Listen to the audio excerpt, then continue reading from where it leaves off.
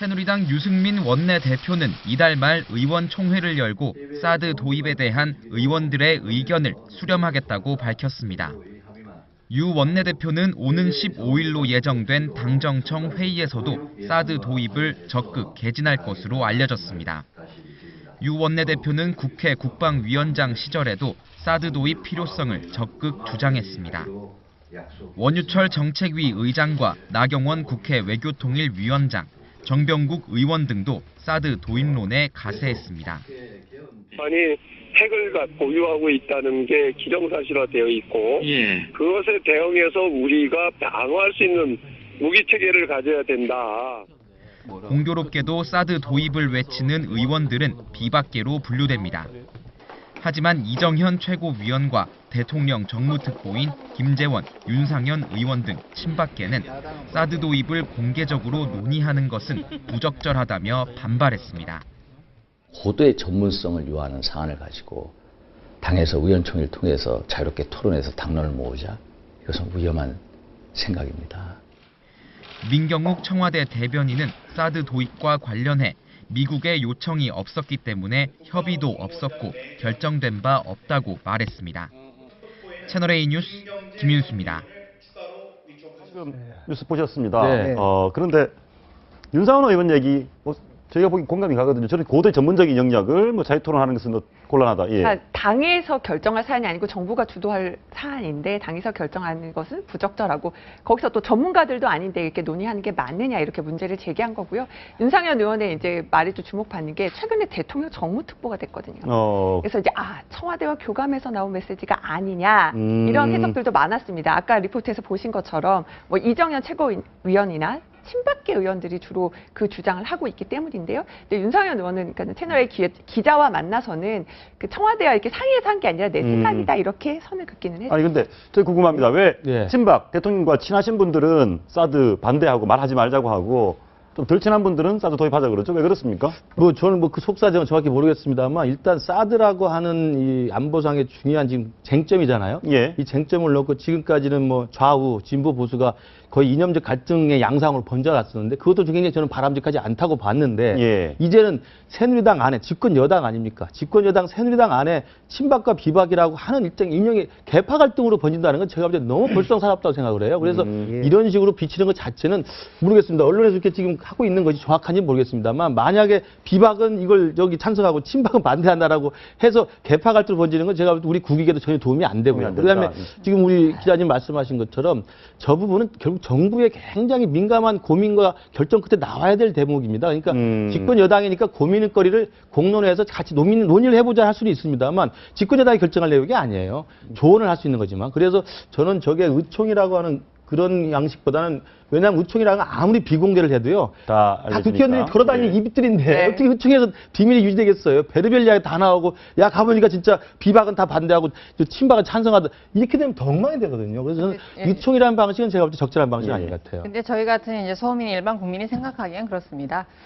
제가 언젠가 대한민국 미래 경영에 대해서 이제 연구하시고 공부하시는 분의 얘기를 한번 들은 적이 있는데 우리나라가 중국 때문에 향후 50년은 국운이 굉장히 좋을 거랍니다.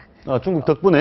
배제할 수 없죠. 지금도 우리나라 관광 수입이 흑자로 돌아선 것도 중국인들 때문인데 그렇다고 해서 우리가 거기에 적극적으로 종속된다 그런 내용은 아닙니다. 하지만 미국하고 중국 사이에서 우리나라가 자유로울 것인가? 그 부분에 대해서는 일반 국민들도 그렇지는 않을 것이다라는 게 일반적으로 생각할 수 있다라는 겁니다. 그럼 사드 배치와 관련해서 중국이 정말 싫어하고 미국은 적극적으로 하려고 한다고 친다면 그럼 한국이 어느 쪽을 그럼 바로 이렇게 선택할 입장이겠냐는 얘기야. 누가 봐도 아니라는 거죠.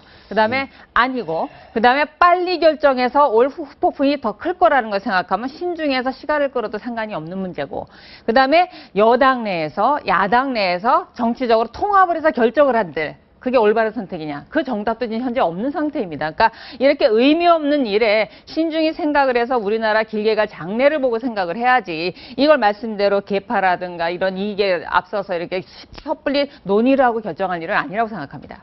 대통령은 어떤 입장입니까? 청와대는? 대통령 오늘 청와대에서 3노라는 입장을 밝혔어요. 조금 전에 리포트에서 나왔는데 3노. 그래서 그 협의된 것도 미국 측의 요청, no request, 예. 미국 측의 요청도 없었고, 예. 그다음에 no consultation, 그러니까 서로 협의도 없었고, 예. 그다음에 no decision, 결정도 없었다. 그래서 전략적 모호함이라는 그 정부의 그 기조를 그대로 유지하는 그 청와대 오늘 관계자의 브리핑이 있었습니다. 예, 그러면 친박이 사드 노인을 반대하는 이유는 대통령을 보호하기 위해서인가요? 뭐 그런 부분도 없지 않다 이렇게 지금 예. 해석이 나옵니다. 제가 볼 때 이제 유승민 의원 개인의 네. 사드에 대한 입장이 이제 강해요. 국회 국방위 맞습니다. 하면서 굉장히 연구 국회 많이 국방위원장을 했기 했었고 때문에. 그러면서 사드에 대해서 이제 유승민 의원 아마 전문적 지식이 좀 있을 거고 고민을 많이 했을 겁니다. 그러니까 유승민 의원 개인의 사드에 대한 입장이 굉장히 강하니까 원내대표로서 그러면 이게 우리 집권 여당 의원들인데 좀 허심탄회하게 이야기를 해보자라는 저는 의도로 출발했던 거라는 저는 생각을 해봅니다. 거기에 대해서 이것이 이제 개파 갈등으로 번지게 되고 그러니까 청와대에서도 아까 금방 말한 쓰리노라고 해서 입장을 밝혀버리니까 좀 이상해진 형국이 됐거든요. 그래서 저는 그렇게 큰 뭐 이렇게 음모가 있는 사건은 아닌 것 같고 대표님께 그거 하나 물어보겠습니다. 예. 만약에 미국은 하고 싶어하고 중국은 반대하고 우리 그 사이 껴서 누구 편을 들어줘야 됩니까? 어느 편을 지금 든다고 결론 내기 어렵지 않습니까? 그런데 집권 당에서 이걸 막 어처 돼가지고 갑론을박하는 것이 국익에 도움이 되겠느냐? 외교적인 거대한 신환이 깔려 있는데 그 얘기 아닙니까? 그리고 예. 비박이나 친박이나 북한이 미사일하고 해가지고 저렇게 난리를 치고 있는데 그것도 사드 배치해야 할 필요성에 대해서 다 동의를 하고 있을 겁니다. 그런데 미국이 강력하게 요구하고 있고 중국이 절대가 안 된다고 시진핑 주석이 박근혜 대통령이 직접 이렇게 했다는 게 다 드러난 이 마당에 예. 집권당이 말이야 이거 해야 된다 안 해야 된다 해가지고 이걸 어떻게 조정하겠어요? 그런 식으로 쪼개가지고 국론을 쪼개가지고 저거 결론이 나겠어요? 고대 외교 정치 판단이지만 외교적인 문제잖아요. 예. 정부가 엄밀하게 주도해가지고 해야지. 집권당이 말이야 나서가지고 저렇게 갑론을박을 해가지고 문제가 되겠어요. 그래서 개파 갈등이라고 이렇게 끌고 가는 이 모양 자체가 자가당착이야. 자해수가 되는 겁니다. 그래서 이거는 이런 방식으로 해결해서는 안 돼요. 원칙으로는 저 같은 사람들 개인적으로 북한에 이 협의 저렇게 하는데 배치해야지 이 소리를 할 수 있지만은 예. 정부 보고 지금 촉구할 수 있는 그런 단계는 아니지 않습니까? 그리고 경제 문제 말씀하셨습니다만 과거에는 우리나라가 미국, 일본 경제하고 의존해가 하지만 지금은 뭡니까? 미국, 일본, EU 다 셀이 합쳐도 중국하고 경제 거래 규모도 안 돼. 예. 이것도 현실적으로 생각해야 되는 거 아니에요? 그리고 시진핑 주석이 뭐라고 그랬어요? 박근혜 대통령한테 이건 절대 안 돼요. 그리고 요즘 시진핑 주석이 김정일이하고 뭐 정상회담 하겠다는 거 예. 무슨 말이겠어요? 벌써 이거 북한 카드가 나오잖아요. 맞습니다. 이런 시기에 뭐 갑론을박 그런 식으로 해결할 수 있는 게 교수님 그러면 예. 우리가 만약에 미국이 사드 배치를 우리가 허용을 한다면 우리나라에 사드 배치를 하면 그럼 북한이 중국과 다시 가까워지는 겁니까? 중국은 사드 배치를 우리 정부가 결정하기 이전에 여러저러한 외교적 카드를 쓸 수 있는 거죠. 지금 말씀하신 것처럼 김정은과의 관계를 정상화해서 남쪽에 대해서 일종의 압박이 되는 거 아니겠습니까? 예. 왜냐하면 시진핑 주석은 이미 공식적으로 대통령한테 사드 그렇지. 배치를 제고해달라고 이야기했기 때문에 예. 그런 이제 중국의 압박이 있는 거고요. 또 미국은 미국대로 지금 주한미군 사령관은 작년부터 사드 배치를 이야기했고 국방부 부장관이 나중에 번복을 했습니다만 사드 배치를 이야기했단 말이에요. 그러니까 미국은 공식적으로 사실은 한반도에 사드 배치를 전략적으로 굉장히 필요로 하고 있습니다. 그러니까 예. 사드 배치에 대해서는 지금 미국은 미국대로 중국은 중국대로 자기의 전략적 그 계산법이 굉장히 복잡한데 우리가 여기서 어떻게 해야 되느냐가 지금 논란 아니겠습니까? 저는 근데 그 부분에서 이렇게 말씀을 드리고 싶어요. 우리는 우리의 계산법을 가지면 된다는 거예요. 그러니까 우리의 계산법은 뭐냐? 사드를 가져왔을 때 우리가 얻을 수 있는 안보상의 이익이 있습니다. 베니핏이 분명히 있는 거죠. 이익 있죠. 그 안보상의 이익을 정확히 타산해 봐야 됩니다. 안보상의 이익을 과연 뭐 숫자로 환산할 수는 없겠습니다만 전문가들 동원해서 정확히 계산해 보면 나올 겁니다. 사드에 배치를 했을 때 북한의 해결을 막을 수 있는 우리의 실질적인 이익. 예. 그다음에 사드 배치를 통해서 우리가 지불해야 될 우리의 또 비용들이 있죠. 코스트가 있죠. 그럼 과연 중국의 우리 외교 관계 통해서 한국과 관련해서 불편해졌을 때 우리가 감수해야 될 부분들이 있지 않겠습니까? 그러니까 저는 사드를 통해서 얻을 수 있는 안보상의 이익과 사드를 통해서 우리가 감내해야 될 외교상의 불이익 이런 것들을 사실은 전문가들이 모여서 이틀이고 3일이고 논의를 하고 그것들을 실제로 엄정하게 계산을 해보면 우리 국민들이나 우리 정부가 선택 가치가 나온다고 생각을 해요. 그러니까 이 부분은 뭐 2년 갈도로 가서는 안 된다고 생각합니다. 중국이 근데 굉장히 완강한 거죠. 그렇죠. 근데 그 중국이 완강한 이유는 중국의 입장에서는 미국의 한반도 사드 배치를 MD의 완성으로 보는 거거든요. 예. 그러니까 MD의 완성이라는 그 중요한 MD 그러니까 미사일 방어책. 예. 미사일 방어책의 완성으로 평택에다가 사드를 놓는 거라고 생각을 하고 있기 때문에 중국으로서 이 부분에서 양보가 없는 거거든요. 그러니까 MD라고 하는 것은 김대중 정부 이후로 우리 정부가 진보 정부든 보수 정부든 상당히 거리를 둬왔거든요. 왜냐하면 MD라고 하는 것이 미국과 중국 사이의 첨예한 대립점이기 때문에 예. 그래서 우리로서는 이 부분에 대해서는 전략적 우호성을 유지하면서도 굉장히 고민을 좀 많이 해봐야 될 필요가 있다고 생각합니다. 하나만 더 물어보고 넘어가겠습니다. 네.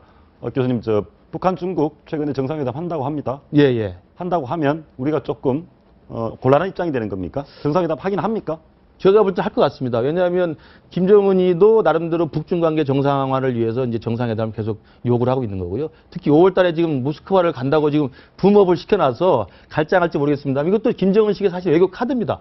내가 모스크바를 간다고 이야기하면 시진핑으로서는 모스크바에서 김정을 만나면 굉장히 어색하잖아요. 예. 자기가 제일 큰 형인데 만나지도 않았는데 말이죠. 그러니까 김정은은 김정은대로 모스크바를 간다는 카드로 지금 시진핑을 압박하고 있고, 지금 말씀하신 대로 시진핑은 시진핑대로 어차피 만날 거라면 이 카드를 또 남쪽에 압박하는 카드도 되거든요. 그래서 예. 저는 연내에 북중 정상회담은 북한의 요구나 중국의 요구 자체가 있기 때문에 어떤 형식이든 조율이 돼서 좀 성사가 될 거라고 생각합니다. 그런데 지금 논의가, 사드 논의가 리포트 대사 피스부터 나옵니다. 피습이 되고, 그래서 한미동맹이 주목을 받고, 동맹이 주목을 받으면 사드로 가고, 이 상황은 좀 비정상 아닙니까?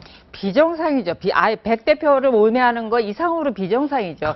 그러면 리포트 대사를 우리가 그 자작극을 했다라는 건데, 저는 그렇게 생각합니다. 아무리 나이가 지금 41세로 뭐 최초의 최연하 뭐 미국 대사라고 하는데 젊고 남자고 그렇다 그래도 칼을 가지고 자신의 얼굴에, 목에, 손에 이렇게 난도질을 당했을 때 평생 제가 볼 땐 트라우마가 생길 겁니다. 그렇게 무모하게 자작극을 한다고 볼 수는 없죠. 아니, 자작극 얘기는 자작극은 아니라고 보고, 그 얘기는 좀 이따가 하겠지만, 어쨌든 이 논의, 사드 논의 자체가 이번 사건을, 피습 사건을 계기로 주목받은 사실이지 않습니까? 그렇죠. 그러니까 이제 주한미 대사가 현지에서 백주대낮에 피습을 당했기 때문에 이제 그 한미동맹에 그렇죠. 대한 동맹 우려를 얘기 많이 나오고, 하는 거고, 예. 그 우려를 하다 보니까 사드를 배치해 한미동맹이 강화되는 거 아니냐라는 이제 밀각의 흐름이 있다고 봐요. 근데 이것은 저는 좀 굉장히 감정적 접근이고요. 예. 사드는 사드대로 우리가 굉장히 이성적이고 합리적으로 판단을 해야 될 문제라고 생각을 합니다. 글쎄, 그러니까 집권당이 이걸 어청으로 해가지고 막 중구난방으로 떠드는 것이 오히려 이념 논쟁을 갖다 끌어들이는 결과를 가져옵니다. 그렇지 않아도 지금 동북 좌파 쪽에서는 이념적으로 이걸 접근하고 있잖아요. 그 왜 그런 화근을 집권당이 벌리려고 그래요? 그건 말이 안 되는 겁니다. 그래서 친박을 두둔하는 것이 아니고 이건 그렇게 떠들어가지고 해결하는 문제가 아니에요. 조용하게 깊이 계산하고 연구를 전문가들의 의견을 모아야 되고 외교적으로 접근해야 되는 겁니다. 한미관계, 한중관계 다 중요해요. 어느 쪽 하나 버릴 수가 없어요. 맞습니다. 이 문제를 그러면 감론을박해가 당장 결론을 낼 수 있습니까? 그건 말이 안 돼요. 알겠습니다.